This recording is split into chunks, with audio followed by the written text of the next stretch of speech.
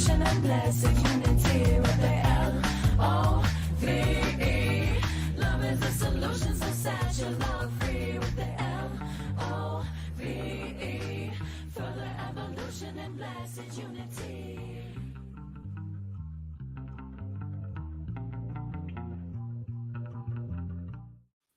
Good morning, self-lovers. Welcome back to the Self-Love Show. We're tuning in live this Thursday morning and so excited to be here. We have a really special guest today. Oh, and just in case you aren't aware and you're new, we're so grateful to have you. But we are on all the podcast platforms, YouTube, everywhere. So go join us there, like, share, subscribe, because we have so many amazing gems of shows over the past. We're coming up on our 4-year anniversary, which is incredible to say. And like, wow, right? Like, it's kind of amazing. So just the Self-Love Show has been such a heart-centered project for us. And we desire to expand loving and connection to self, which is God, creator, and just that ripple out into everyone's life and help us all have better relationships, better lives, more expansion, more freedom, more connection. And so without further ado, we have an amazing guest today.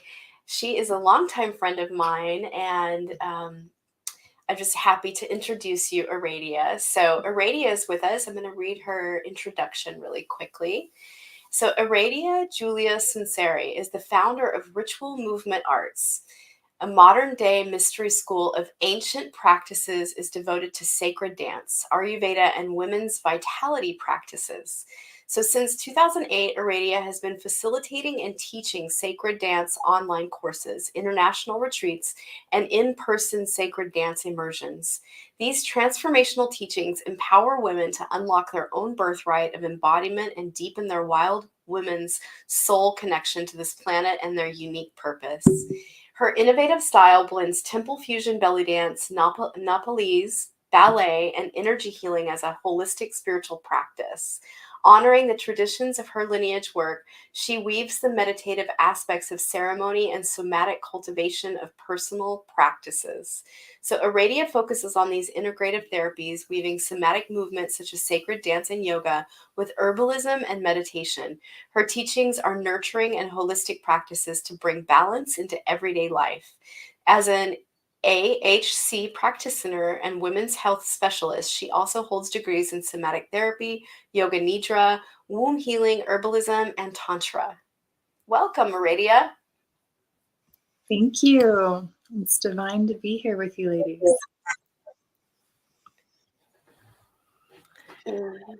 So I kind of just want to launch into it, and I'm curious about, the energies in the world are kind of wild right now. I mean, not that I don't think that they always have been or that they won't always be, but they're the way that sort of human beings move and the way that the mind works and the way that the universe works and the earth is constantly spinning. I think that sometimes it's so easy to get really caught up in like energetic movement and the way that we keep doing it, especially during this time period. Like, I don't know what it's like a really interesting portal between, when the leaves change and the darkness of the winter. Like, and I'm just curious about your thoughts on this sort of like interesting squishy time period. Yeah, absolutely. Well, we are, we're coming out of the dark of the time of Hallows Eve, of Samhain, when it really is the traditional time of reaping and allowing death and honoring, when the veil is thin and our ancestors, and just the intensity of understanding that we are part of the earth. The earth is a part of us. We're not separate. And so when the leaves are dying and the harvests are ending, and in other places the snow has begun, it's just a reminder of how the web of life continues. And seasons, especially if you're somewhere where it's tropical and warm all the time, it's harder to take that reflection time and want to stay in the book and nurture in certain ways, because there's this cultural and also energetic piece around, overly production, go, go, go, bigger, better, more, always, always. And that's a lot more modern. We used to have a lot more balance Mhm. in our own relationships with the seasons, and they would be cues, not just culturally, but ritually, knowing now is the time to pour our energy together and make something happen. And now is the time to fully rest and actually do nothing. And so you see this in certain cultures that's still present, siesta, tea time. There's other little bits and rituals that are still very present in this day. But yeah, energetically, this is a time from when fall equinox starts on September 21st all the way into basically now we're coming into this Sagittarius time. And before the winter solstice, that whole window of time is actually the gathering and the introspection and the looking and the gratitude of like, wow, look at all of the abundance, look at all the challenge, look at all the medicine, look at all the beauty that this season, this cyclical piece, and also your season of the self. How have I grown? What are my patterns? Where have I maybe not been able to break through? And just looking at that without judgment and a deeper sense of compassion and being like, yeah, this is definitely a time of internal. And then once the winter solstice comes, traditionally that's when you see the first sign of the light. But you still have the winter, the cozy months, the incubation time until February 1st, which is Embok. And I'm referring to the seasons of the Wiccan calendar, the Sabbats. And this is not necessarily Wiccan as in a neo-pagan tradition only. This is goddess energy. This is earth traditional teachings. So it's non-dogmatic. But I believe if there is any religion, it is nature. And the seasons are our greatest teachers because they reflect to us so much about how we are and how we can be and where we might be just hitting blind spots. Totally resonant with that. I woke up this morning after. Can I share a story? Yes, please. So I'm really sitting back to look at some relationships in my life because I broke up with a partner a little while ago, and it hasn't really been. We haven't really had the space to heal, and we've not yet been able to come back to connection. And I've like raised my standards in such a way of like communication and what I require there of like honesty and being trustworthiness and disclosure. And also taking accountability for how we impact each other. Right. And I'm unwilling to like move forward. And I'm pretty stuck in this right now because I haven't been in the past. And I woke up this morning really thinking about a reflection this person said to me, and I was like, I wonder where that's true, not only now, but in my past experiences. And like really doing the death and reflection bit of the season. And also in a space of reclaiming my energy from all of my past relationships where I abandoned myself, where I didn't see the signs of like what my values were not being met in relationship, and really just like the misalignment and the misattunement, and I've really been like finding that line of reclaiming what is who I am and how I walk in the world, and also being fluid and being able to move with what is alive and what's here. Beautiful. It's the big initiations, and I love it that Mhm. that was what I was really feeling drawn to when you ladies asked what I wanted to bring forward, especially in this time as we're moving in between the seasons before we come back into the light and, the freshness and the promise of spring and all that. It's okay to stay in the dark. It's Yeah. all right. It's necessary to be in the dark void of the mother. That's when the soil is the richest and the void is where all creation starts. So reclaiming, like, how do we reclaim energy that, a lot of times as women, we naturally have been conditioned by the culture, directly from our families, whatever that story is, as we're rewriting these stories around what are our value systems? How do we show up? How do we want to be treated? How do we treat others in that way? And really create stronger patterns within ourselves, right? So we can catch ourselves rather than going into a fight or flight or blame or go into this, aggressive state. It's like, oh, wait, hold on.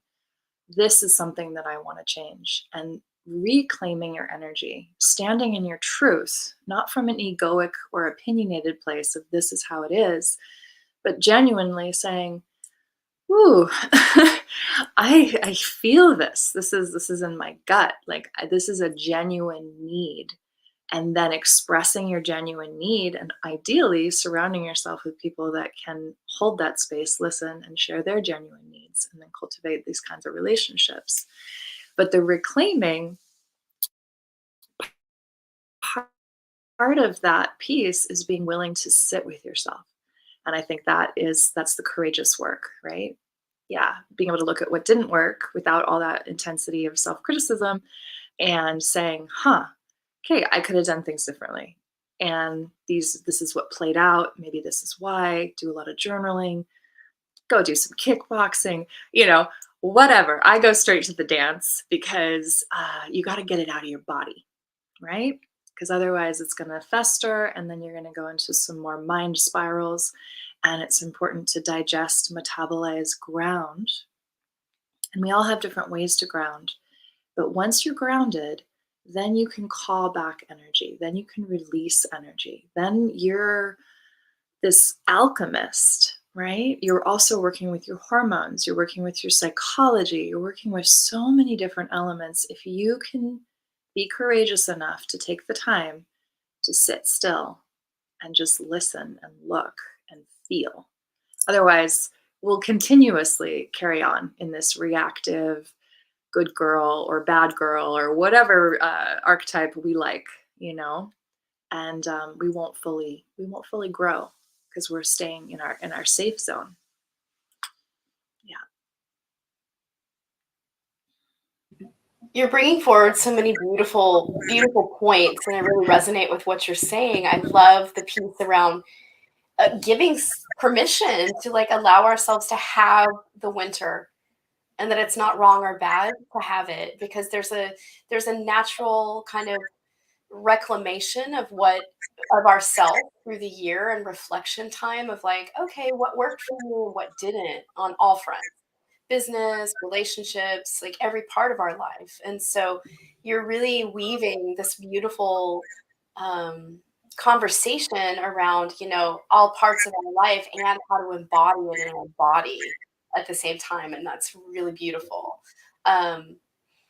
Yeah, I just really resonate with what you're saying. It's such a special time on the planet right now. Yes, there is a lot of things going on that, I just wish for greater amounts of awareness, peace, and alignment for each soul, and that it's our responsibility right now at this time to hold it as sacred, hold this time as sacred and dear. And our ability to be born on this planet at this time is so powerful and so special. And each one of us makes such a powerful imprint here. And that's a sacred responsibility. And to lean into that and use this time as an offering of your delicious, sacred life. And, it's okay to take a deeper look at the places that have been out of alignment or that aren't working, and where you can glean more growth for yourself there, and lean in and allow the natural mulching that takes place of the winter, right? And it's a time of just letting the leaves of our tree fall off and die, and letting the parts that need to be surrendered fully surrender, so that you can be reborn through this time coming. So I love this. My birthday is in January, so I kind of really I think my soul likes this time of year, because it's really, I like the winter. I like being able to go and snuggle up, and you know, it's nice. It's a nice time of year, and it's a good time to do more writing and reflection on your own life. So I love what you're saying. Yeah. This is also a really powerful time to embrace the darker energies of the goddess. And I don't mean dark as in, bad or, moving past the dualistic idea of light and dark and good and bad and this and that. Yes. And when I say darker, I mean more of that primordial, um, instinctual, wild self, the parts of us that don't fit in and maybe won't fit in and don't want to fit in, the parts of us that our child self needs to come out and play and be weird, and our sensual erotic innocence, having relationship with that, with or without partner, like allowing these pieces, darker feminine is something that I've been drawn to from a very young age. And I find that when you do more shadow work, whether it's through a Jungian philosophy or somatic therapy, or just sitting in front of your own altar, through journaling, through going on meditation walks and just noticing, like, wow, I have a really negative inner dialogue. Like, I talk to myself like that. Like, this is really not okay. And then listening to it and saying, well, why? Maybe someone in my life spoke to me that way, or maybe my father spoke to my mother, or maybe da da da da. Again, not getting lost in the stories, but finding the threads and finding your relationship with your own dark goddess energy. And then when you feel that, and I say goddess because it's connected to the earth. It's connected to that still, again, that void, that nothingness. When we can come into that, we'll hit the root chakra like a nail on the head. And that's where a lot of our passion, creativity, and fire comes from. And we can misuse that fire if we're misaligning ourselves. This is where we can create a lot of drama in our relationships with partners and work, and I mean, in any realm. But when we learn to dance with the shadow as it being an integrated part, I feel very strongly, especially as women, we are able to heal the collective, because there's a personal and then there's a collective. So our subconscious and then the super collective subconscious has an immense shadow. So as we're breaking down these layers of patriarchal thought and oppression and separation, we come back to this place of love and compassion, and we're like, wow, we are a very interesting species living in a really potent time, and it's our responsibility to use self-care in a way that's a radical act. And people always say, oh, that's pretty self-indulgent. Like, I don't have time to meditate for 2 hours and then go to yoga and then take a bath and and I'm like, well, actually, it's just 15 minutes a day, 20 minutes a day, coming into that consciousness of your own presence, and being willing. There will be days when you are dissatisfied and grouchy and all of these things. And that's perfectly normal. These are our hormones. These are our basic day-to-day chores. These are, the checklists that never end. But we're the ones that ground. We're the ones that make choices. We're the ones that are co-creators with spirit. And so if we can carve out enough space, again, like you were saying, taking that internal, even 15 minutes a day, whatever practice that looks like, it's going to influence the entire world. And I really strongly believe that. From Vedic teachings, it's been proven. There are beautiful traditions and monks right now in this time in caves praying for our entire universe right now. And they have been since the beginning of time. So just reminding ourselves to get out of the illusion of separation. I think that especially in this time, we're so caught up in me, mine, gotta, da da da da da.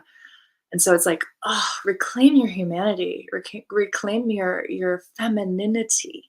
And that actually is a yin state, and I think that women right now, we're coming into so much power with the divine feminine rising since 2012. And now we're also seeing the shadow side of it, of overextending and just like really taking everything with this like blazing torch, which is fantastic. We need that. We need that Athena, Kali, kind of Joan of Arc energy. And we also need to know how to receive, and where our intuition comes in. Yeah. Tell us a little bit more about that. That's very, very juicy what you just brought forward about the receiving, because I find working with my clients, I work with women a lot, and there's a lot of pieces that we get back to within coaching and like deep diving around, so many topics of their life. But a lot of times this piece comes up around not being able to receive, at the level they desire and want. And there's a lot of judgment and a lot of pain and a lot of, and it's not just one woman that I've worked with, it's many. And so I think it's a collective wound here around the receiving and the feminine. So speak more about that. That's really juicy. Yeah, absolutely. Well, imagine if you're just learning how to ask for what you want. You've just crystallized and defined it, and it's like a little baby seedling. You're not going to just stick it in a big pot and stick it outside. The sun's going to be too hot, the rain's going to be too heavy. Your little plant's going to shrivel and die. So when you're coming into figuring out your genuine need, your core belief system, especially if you're healing from ones that you knew were never yours to begin with and were really damaging, you have to take your time, and you have to have these safety containers. This is where I love creating sacred space, because you know that you can show up in any of your forms. You're not expected to be any certain thing. And when you're in your authenticity, that's when people can reflect back to you, oh wow, I've been through that same thing. And then there becomes this simpatico of like, oh, I bet we've all been through that same kind of thing, because this is part of the human experience. And so I think learning how to ask is a really big thing. And then also, a lot of us hold on to the wound of asking and then having it not being met and then resenting and saying, oh, I'm not going to ask again because I did and it wasn't heard, or it was abused or neglected or forgotten. And so that's when almost like the child self is wounded and says, well, I don't want to play. No, I'm just going to sit here and judge and pout and hold back. And so it's like, again, creating that invitation, and you can do that in your body. Like the body keeps the score. Bruce Lipton is one of my most amazing teachers, and like thinking about biology of how we think and what it does to our bodies instantly is amazing. So yeah, I think that we're on a journey of learning to ask different questions, learning to show up in different ways. And oftentimes women overgive out of a place of feeling like they're not enough. And so that's when that deep self-confidence comes in around creating boundaries and knowing you're perfect. You are right on time. You're not late wherever you are. Like you don't have to mimic something else that you think is where you're supposed to be. Again, like that psychology of acceptance, radical self-care, love, and knowing, yeah, I have goals. I would love to be here and experience that and, be able to really move in that way. And where you are is a spiral, is a path. And so you have to honor, oh, the initiations. Maybe I'm having a major breakup and a life career change, and maybe I don't have any confidence at this moment. Maybe the world has really kind of crushed me down, and I'm feeling that this is a wonderful time to metabolize, not to go into the dark depression of poor me or any of these things, but rather like, what a gift that my soul is strong enough to call in these experiences, right? Because we're all here, physical bodies, a temporary. We have no idea how long we get to be in these physical temple bodies. It's such a gift. And then to metabolize and reconstruct and realize like we can create any kind of life that we want if we can give ourselves that permission, courageousness, and space. Just that space. And I think we need to remind each other, especially in our close communities, because that will ripple out to not always be ready to overgive, ready to overdeliver. We know you're a badass. We know that. We know we love you. You can just sit on the couch and have tea, and we'll rub your feet today because we know you had a really bad week.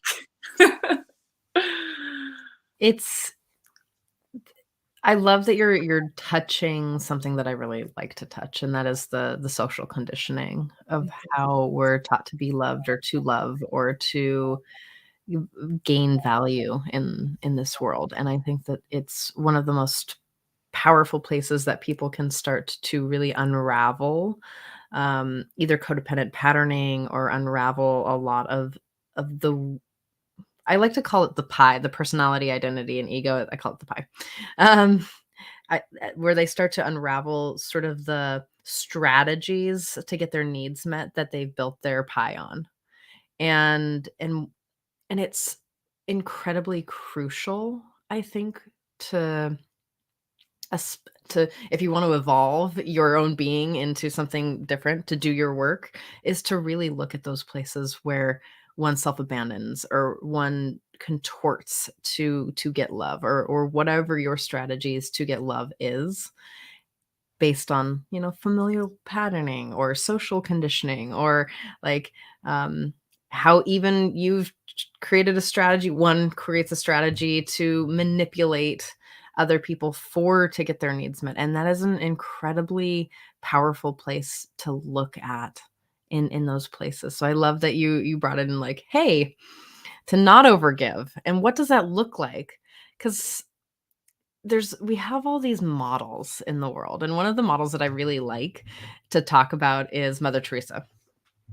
Mother Teresa was just so giving all the time. She has this beautiful heart, and I often would lay in bed and think about, like, but who's that for? And it occurred to me, and I was like, I mean, I know that she loves people, like, obviously, like, that person just loves people and, like, always giving. And I was like, I think she gets a lot out of it. Like, I wonder how much of it is truly for her selfish desire for to just love people that way, but also the attention that she receives as well. And they're like layers of that. And I was like, oh, if you can find the places in your life where all of that matches, where the giving is the receiving and the receiving is the giving, like, now you're just in the juicy, juicy spot of life. But it does take slowing down, paying attention, and really, like, taking the mirror and looking at yourself, right? So I love that you're bringing this in, and I'd love to do a practice about it if you have one. Yes, absolutely. Are we ready? Are we ready to dive in? Shall we do it? Okay. So those of us that are joining, if you can come to being seated on the ground, is going to be the most beneficial. And you can actually lay down for this exercise. I'm going to stay seated as I'll be speaking and guiding us through it. But the first thing is just coming onto your yoga mat or your sheepy or just somewhere cozy on the ground where you can feel the earth. You can feel the earth, from the building you're in to the soil beneath you and so forth. If you have a candle, that would be wonderful, just to bring in the element of fire. So bringing in this, in Ayurveda, we call it the tejas. And this is just bringing in sight, bringing in that inner gaze so you can see through, lighting the torch of illumination and just bringing that forward. If you have any incense that you like, or oils, if you want to do a little anointing. And the reason we do these is we are stepping out of a linear mind, a doing mind, and we're tuning inwards. So these are all cues for the five senses. It's not about spiritual materialism. It's around working with symbols and elements. So I know when I sense and smell and feel the fire, I'm switching. I'm switching my focus from an outward gaze to an inward gaze. So just taking a moment, if you'd like to lay down and get cozy, if you have any pillows, you can put something beneath your spine. And I just want to invite you to tune into your breath. So closing the eyes, feeling the eyes gently rolling back, almost like a blanket being pulled, or a blindfold, or something really nice and soft, creating that dark spaciousness behind the eyes and the skull. Maybe relaxing the jaw, allowing the mouth to maybe lay open for a moment, wiggling the tongue, feeling the connection between the vocal cords, feeling the connection here from the vocal cords to the heart, and feeling your spine long on the earth, breathing in through the nose, out through the nose. I'm going to take 3 deep breaths to begin. So let's go ahead and inhale, inhaling. Filling like a water glass. So fill from the base of the diaphragm to the mid belly and then the lungs and the chest. Hold the breath for just a moment, creating that fire, creating heat, letting go of any stagnation or mucus in the body, and then exhaling through the nose. And we're exhaling down, chest, mid belly, low belly, diaphragm. Again, inhaling. Hold the breath slightly, just sipping up, getting that little bit of air, creating the heat, exhaling down. And perhaps you hear this ujjayi breath in the back of the throat. It sounds like the ocean, just tuning in on your own current, breathing in,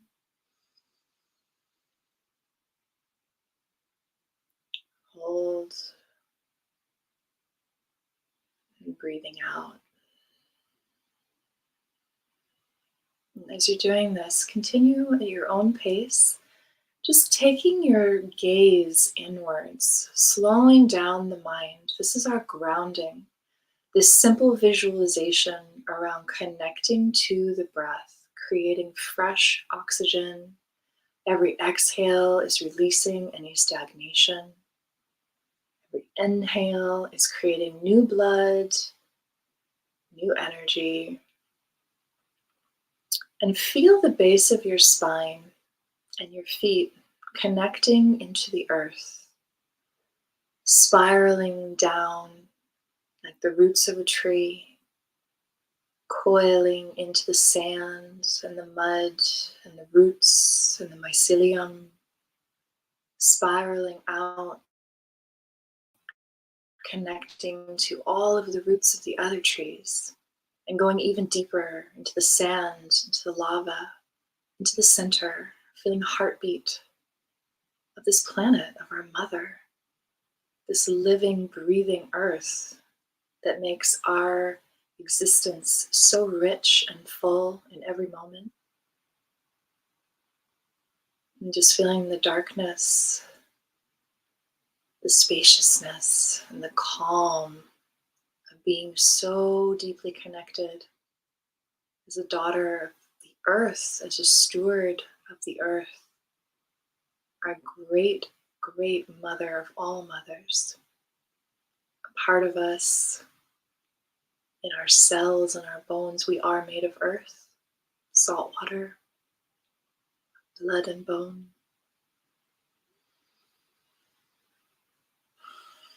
And just breathing here.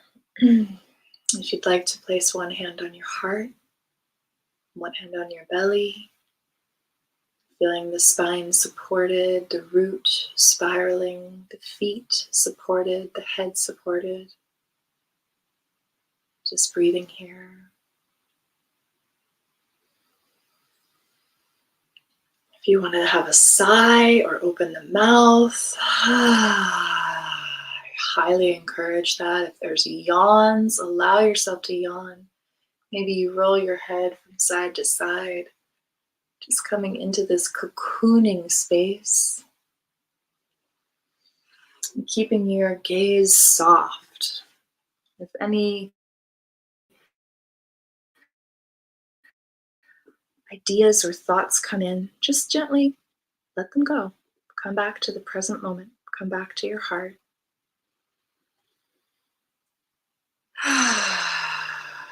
So we're going to begin. This is our grounding, and we're going to move into the process of reclaiming. And so when we say reclaiming, we're going to refill our cup, our chalice, our well of inspiration. So as we're breathing and we're tuning in, allow the celestial energies to surround you. Just feeling your guides, your ancestors, your allies, your familiars, even your gemstones, your crystals, things that you resonate and work with on the essence level. Not so much on the material level, but the essence. These things are here to guide you through your path. And so we're going to move our hands down, both hands to the top of the yoni. And I want you to really focus on your visualization. Keep your breathing going, the threefold breath the entire time at your own pace. Again, slow everything down.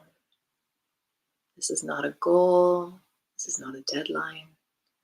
We are simply exploring and creating space, sacred spaciousness, sacred pause. Nothing to do but be here now. So your hand is created into a triangle facing downward over the mound of the yoni. Just breathing in and out.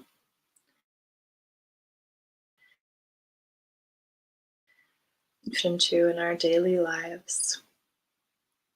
Feeling the soft tissue, feeling the mound, feeling the side of the thighs, just feeling this entrance to your pearl palace, to your ovarian temple, however you choose to relate, whatever words come forward, to your center, the creative center, to your womb. Just listening here with the breath. Feeling your energy levels. Again, the celestial energies beaming down around you with each breath, bringing in new vitality. And releasing any stagnant, any old stories. Just let it go right there with the breath. Visualizing the light, golden light pouring in through the breath, and then golden light pouring out. If you feel comfortable, I invite you to ask your body, would you like to feel more? And perhaps you stay here. Perhaps this is perfect. But if you'd like to feel more, we're going to go ahead and move the hands a little bit lower so you can cup just slightly the base of the lips and feel a little bit of pressure. So you're just pushing slightly inwards, cupping the yoni. And from here, we're going to go inwards, just with our gaze, holding gently. We're going to inhale and bring the golden light in and up through the yoni, like a purifying wand. We're going to move all the way over the mound, over the clitoris, and back down along the sides of the thighs, and then in up the uterine wall, all the way into the left ovary. Feeling this as you are entering your own gateway, slowly feeling the safety of the dark walls of the uterine wall opening for you, allowing light and spaciousness as if we're entering a dark cavern with a lantern shining light on the walls, feeling the beautiful colors and intensity of this place of creation.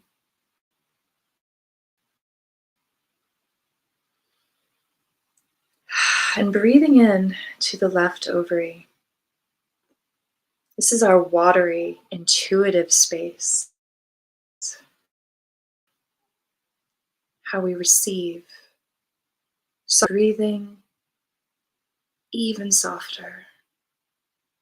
Allow your heart to pulse and sense the presence here.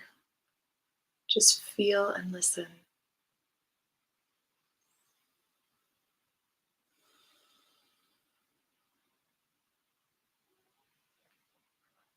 Feeling your energy levels, feeling where you are in your cycle, and just feeling this left side of receptivity.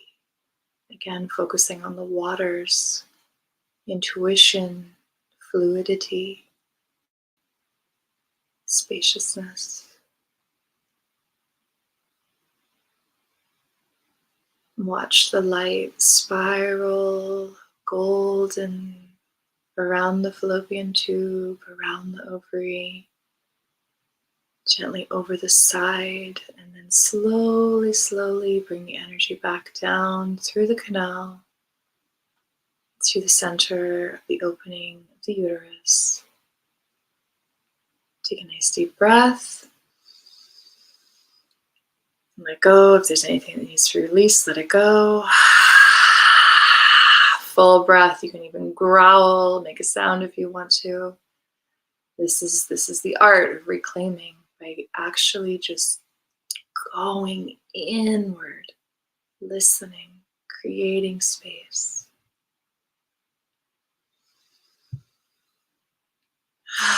Let's continue. Let's move gently and slowly, visualizing, always allowing your body, do not rush. Moving slowly up the right fallopian tube, up to the right ovary. Visualizing this light spiraling around. Breathing into this sensual, fiery space. This is your creative life force, longing to create, longing to be met. And feel your deep erotic passion and sensation, perhaps a little dynamic vibration. Whatever is alive in you, just listen, feel. Now we have the fire on the right and the water on the left, the elemental balance. Balancing of the hormones, balancing of the left and the right hemisphere of the brain through the breath.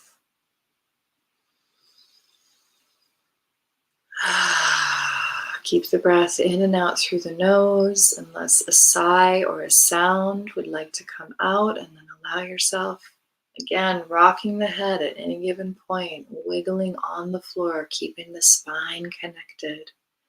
Deep inhale. Exhale. You can stay here, just listening to the balance between the two. And I invite you, if you would like to go a little bit deeper, if you would like to feel a little bit more. If not, please honor your body and stay where you are. Step by step, we don't want to rush our own process. It's been rushed times before. So this is our time. This is our sacred boundary and our sacred space to move with permission from ourselves to feel our own presence, whatever that may be. Next inhale, breathing in and up into the sacred cervix. Slowly inviting your body's wisdom and wonder to open you further. Perhaps you begin to feel a pulse, feeling the inner voice slowing down. The frenetic, wild energy is calm here. Calming even more as we attend and bring the golden light to this sacred organ.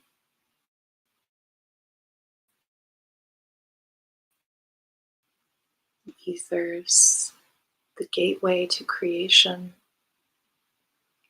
beaming that golden light of protection and health, water, fire, ether, breathing it in And letting it go. Perhaps you flex the PC muscle lightly at the base, feeling the spine relax. Let's do this fully. Inhaling. Exhaling. Good. Last one. Perhaps as the breath is ending, you like to make a snake-like sound.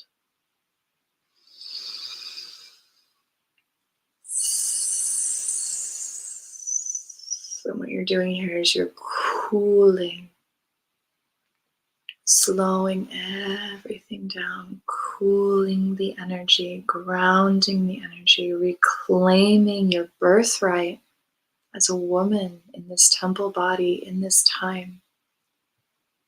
This is where so much healing and magic resides, in your own truth. Just touching your own body and listening to her can strengthen your intuition tenfold. Trusting and knowing you have the answers. Trusting and knowing the inner guru within you is awakening, and you are making choices to align you with those who are on a path that you may be in service to, and you may find support and love, compassion, ecstasy, joy, playfulness. All of these things reside right here.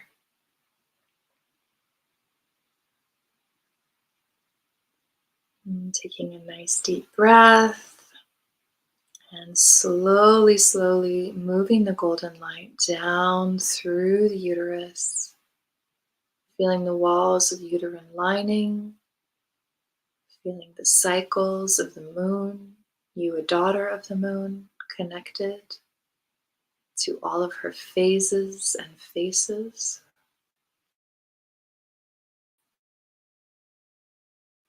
The goddess of 1,000. And bringing the energy out, out back to the mound, to the center, to the base of the yoni. And then here, just gently, when you're ready, just rock yourself from side to side. So allowing your knees to just simply fold and rock. We call this rock the baby. So we're massaging our spine on the floor. You can release your hands from the yoni and place them on your belly, your heart. Allow the jaw to open, connecting, knowing our vocal cords and our yonis are connected, creative centers. These chakras are highly activated as one when we can tune in fully. Finding the deepening, feeling the lower spine supported. And then when you're ready, slowly, slowly, we're going to roll over onto our left side, onto the floor, into a nice little cocoon. So you can create a little head pillow, curling the feet in and the legs, and keeping the eyes closed, just taking a moment here to listen to what is coming forward.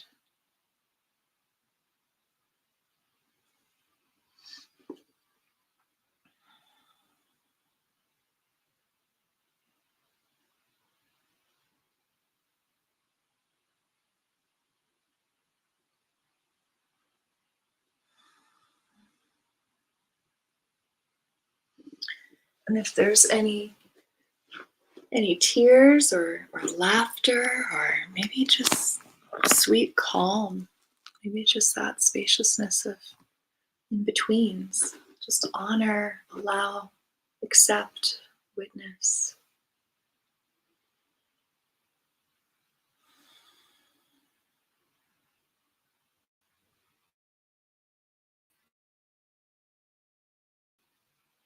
If you bring it into your practice, another piece of practical magic, bringing vibration and intention into the body.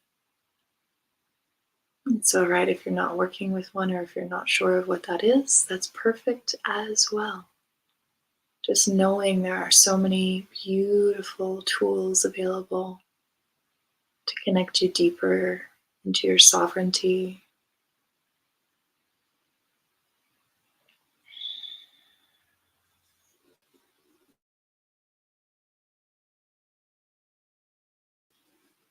Sitting posture, we're going to come into an alternate child's pose. So simply rolling over from the side, opening the knees, creating a nice long arch and forehead kisses on the floor. So you can think about your hips opening, the hip flexors deepening, and then the heart and the forehead melting forward. So this is your offering. This is this last piece of gratitude for everything in your life, for your health, for your community, for your connections, for your beloveds, for your animals. Just beaming this gratitude to be alive in this now, to feel the collective heartbeat of all that is sacred, to be protectors of all that is sacred through our breath. May our action, thought, and deed be in alignment so we may shine and be of service to this time, to this planet, to this now.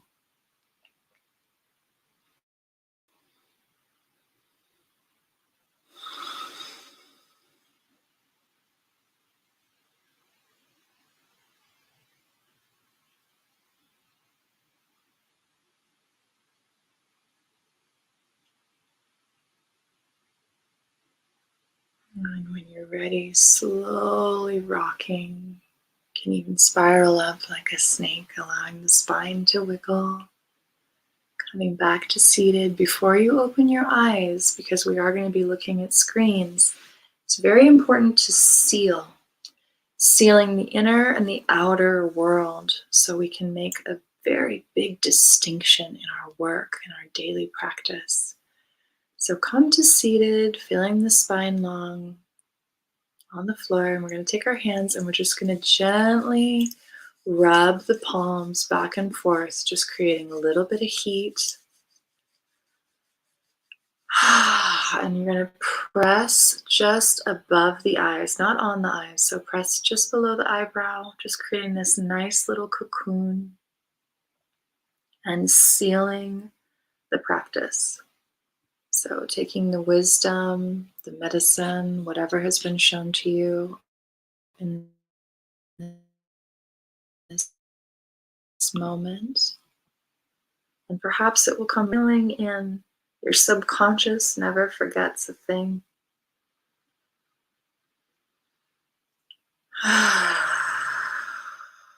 And then slowly removing the hands. Don't open the eyes right away. It's going to be really bright. Taking your time.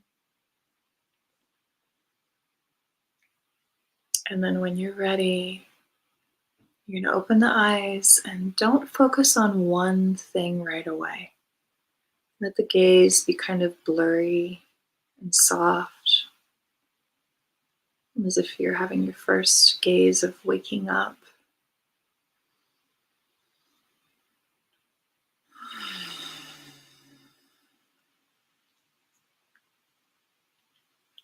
Just anchoring in.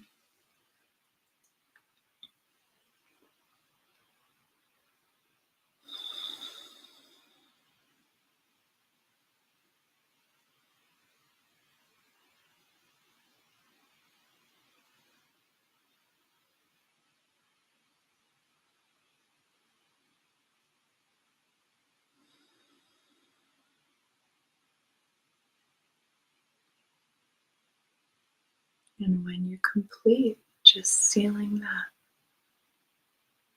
feeling the sensation, groundedness, the vitality, infinite potency the yin essence of you and all of your unique gifts.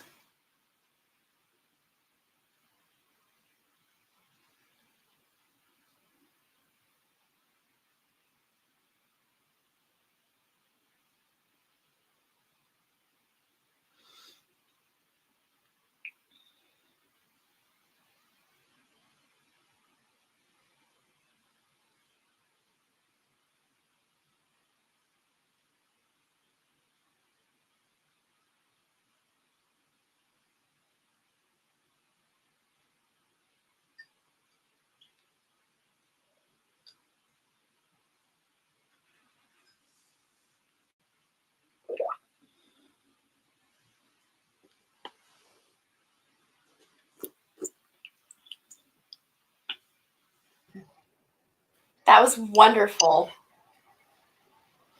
Welcome Thank you. back. That was wonderful. Good. I enjoyed the process of, I didn't know what to expect, so I was really excited to receive it. And it just was so nourishing to like touch in with my womb after menopause and not, not having a bleeding womb anymore, and like having this really tender, genuine like connection of love to this place, and like gratitude for all the like, I was bathing it in gratitude for all the eggs that it has produced, and all the like creativity that has come from it, and all, just everything. And even human life, I was able to make a human out of it at, in 2010. In 2009 to 2010. And yeah, like that was really beautiful. Thank you for that gift. You're so welcome. Yeah, I love to hear that, because this is one of those practices that's been around. It's a Taoist practice. I mean, pre-Egyptian practice. If you deeply go into the history and the study around this presence that we know to be our center, and wherever you are in the phase of all of these different pieces that we go through in a woman's life, if you're just coming into menstruation, or if you're in the middle, or if you're perimenopause or full menopause, this is important. This is just as important as breast massage and, yoni steaming. And I mean, we could go down the list of all the wonderful things, but this requires nothing but you, right? Nothing but you and your presence. And I really love that. So this is an exercise I love to teach a lot when we're coming into, beginning the practices before we even dance. It's like, let's check in with where we're at. Yeah.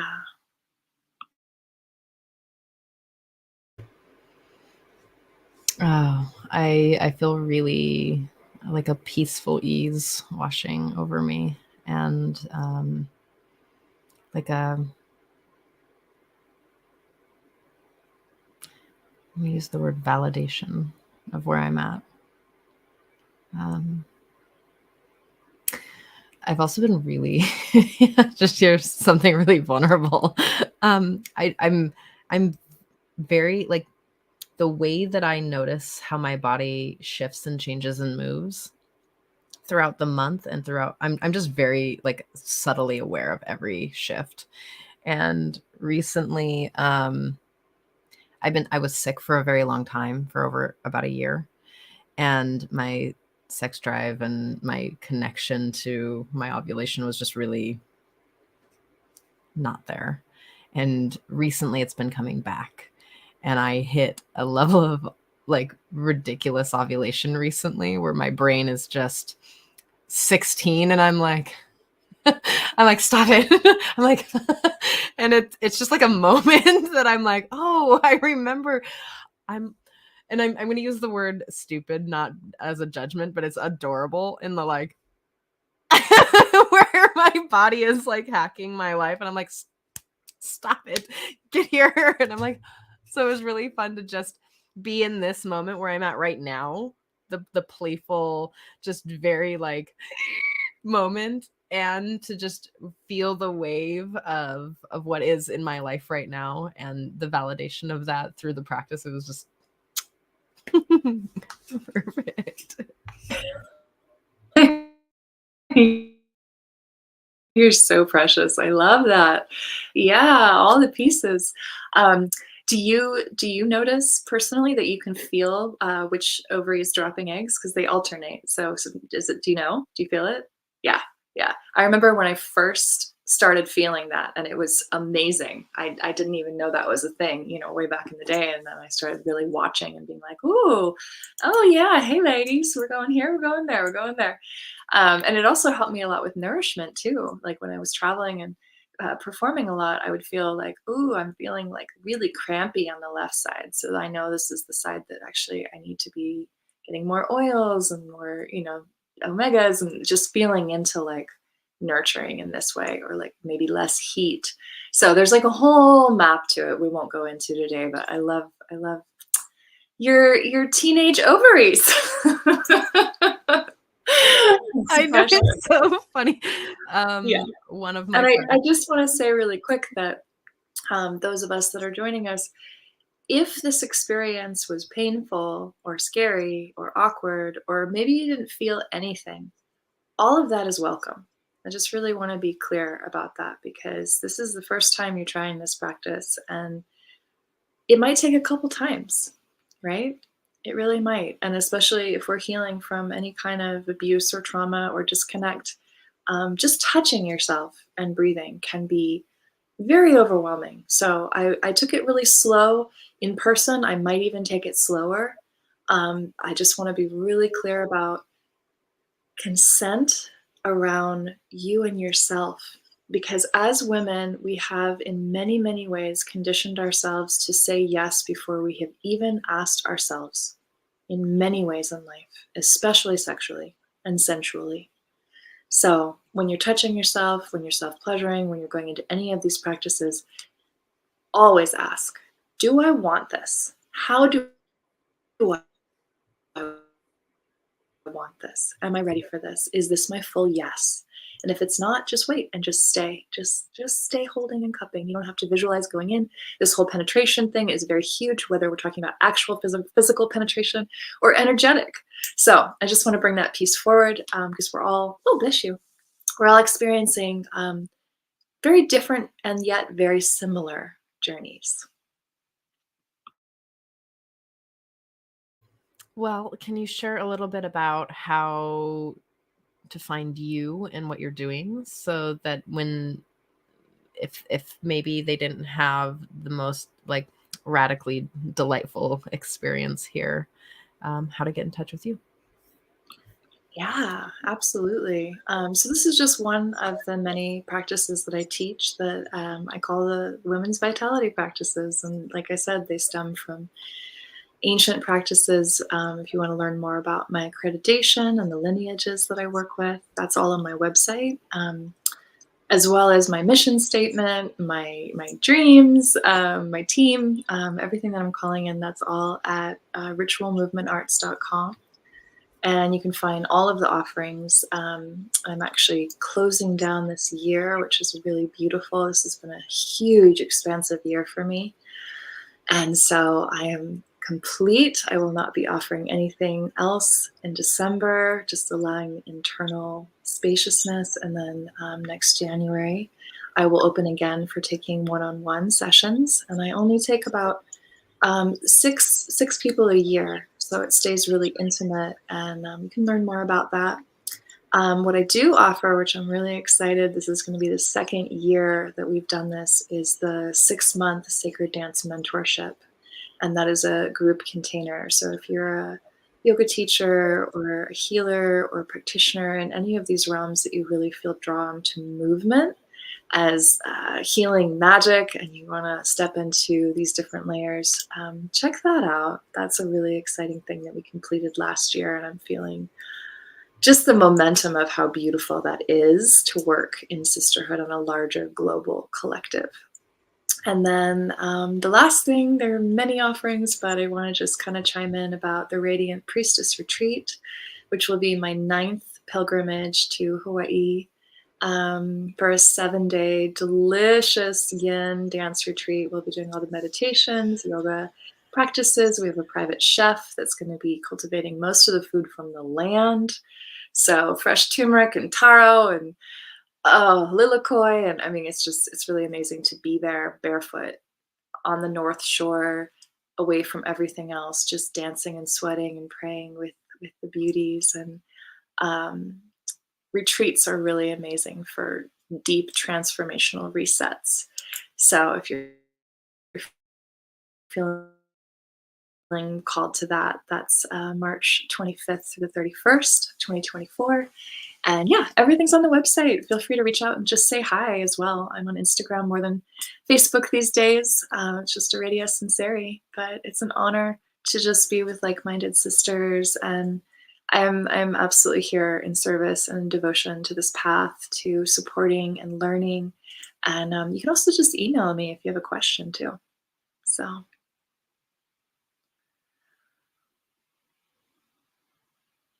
Ooh, I'm really excited. I was looking at your website just now, and it's beautiful. So go find out about all, like, the online courses, the things that you're doing. Like, really go search this website. And I'm curious also about the Ayurveda, the healing with Ayurveda. Yeah, so I am really excited. This is I'm coming into my 6th year of doing the hands-on Ayurveda treatments. And I had a space that I was renting with a beautiful women's collective for a while in Nevada City. And then I found a new space in Boulder, Colorado. And I'm actually going to be taking a little break from one-on-one hands-on. But the Ayurveda treatments are phenomenal. So if you've ever had a Shirodhara and an Abhyanga, these are ancient medicines to ground the nervous system and replenish the cells. And it's so good. I will be offering some in-person Pachakarma sessions next year, but I'm probably going to move away from the brick and mortar kind of model, because it's just a lot to hold an office space in the way that our world is changing. So I feel like I'll probably bring that more forward, one-on-ones, and offer it in retreats, and possible that I will be offering that in other ways. But yeah, it's been really nourishing. And then of course I do the online consultations if you want to just learn more about your dosha and get into some basic good cooking habits and things like that. Yeah. It's very holistic. I love your approach, your somatic, dietary, spiritual approach, and really connecting to the spirit of yourself, your unique spirit. Many years ago, I was trained in something called Siddhavajja, and the practices of Siddhavajja, and lots of different things it's like a subset of Ayurveda. And what I find, and I'm just going to ask this question to all of us, is like, and it sounds like that throughout your life, you've picked up a lot of different things. And I've always wanted to just ask, because oftentimes people will ask me, well, you have so many accreditations and certifications and things like that. And I'm like, well, yeah, because it was for me. Like, I was learning for me. But also, how does all of your own, like, healing journey and the way that you bring this whole holistic view of, like, your certifications into this, like, just weaving? That's something that I think is really a juicy conversation. Maybe not, maybe now, but I'd like a bit of either of your 2 moments there. That's a beautiful question. That's a long question. So yeah, short version. We are all on a path, and it's like, as alchemists, we're moving through this terrain of challenge and gift, and some of it is, I believe, our dharma, that we just fall into different things, and other things we work really, really, really hard for. And sometimes it is like pushing the river, and you just got to keep going back. My path has been very blessed and very challenged, and so I've had to really work hard for everything I have. And I find that the lineage work I didn't know at the time, but it all wove together in this unseen way, like a golden thread, like Krishnamacharya and the teachers that I've studied under. I didn't even see Ayurveda when I did my first yoga teacher training. It wasn't even there yet for me. I was still just coming into my yogi self, and that was very young. I did my first yoga teacher training at like 16. And then I continued to do more of it because I loved being surrounded by devoted yogis. I loved being able to go and sing bhajans. And so it was like part of my personal craving to be around people that were interested and devoted to spiritual practice. And then it came into the dance realm, and I felt so much of the sisterhood and like the beautiful undertone of the witchiness and all of that. And yet there was a lot lacking.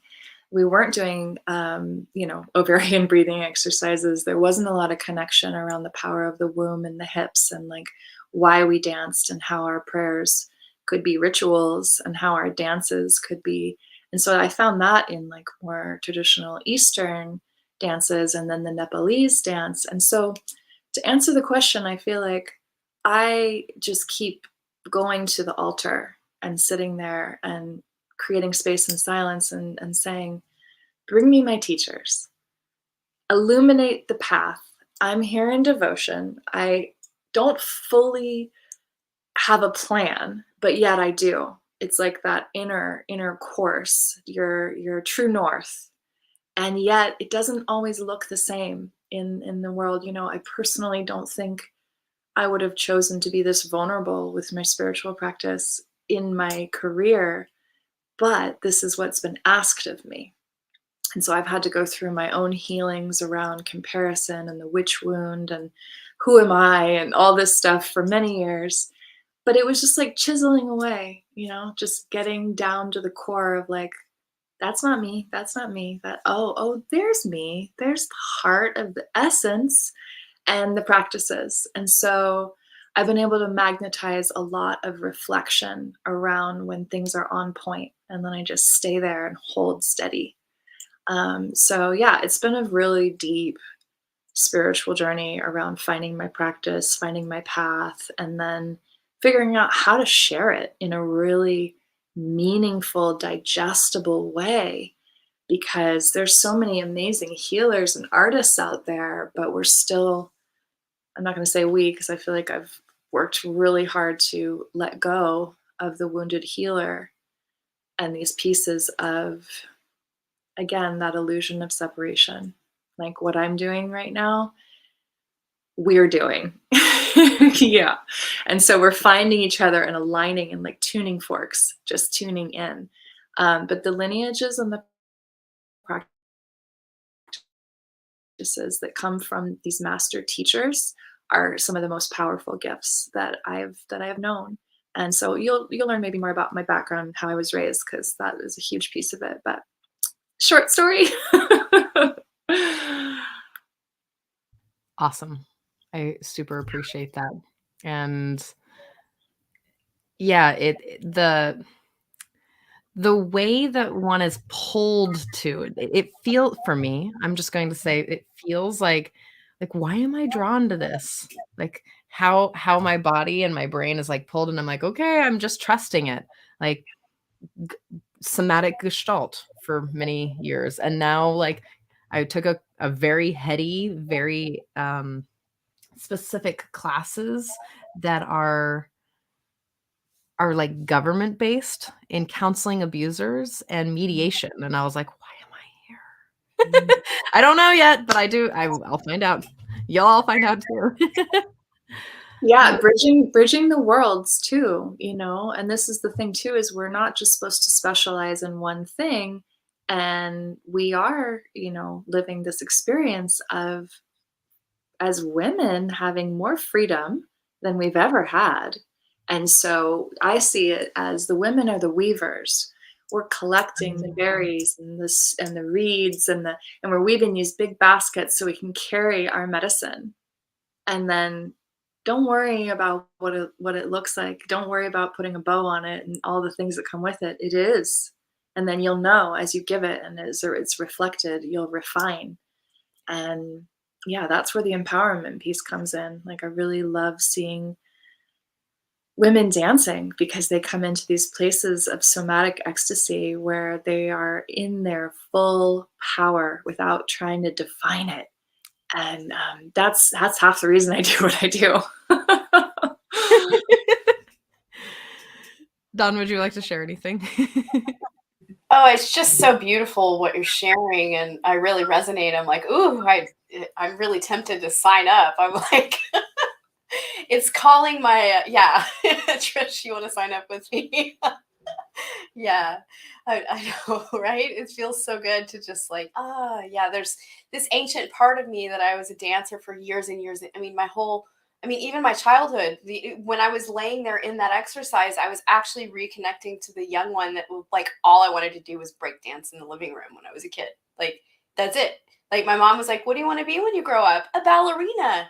Like, I didn't want to do anything other than dance as a child.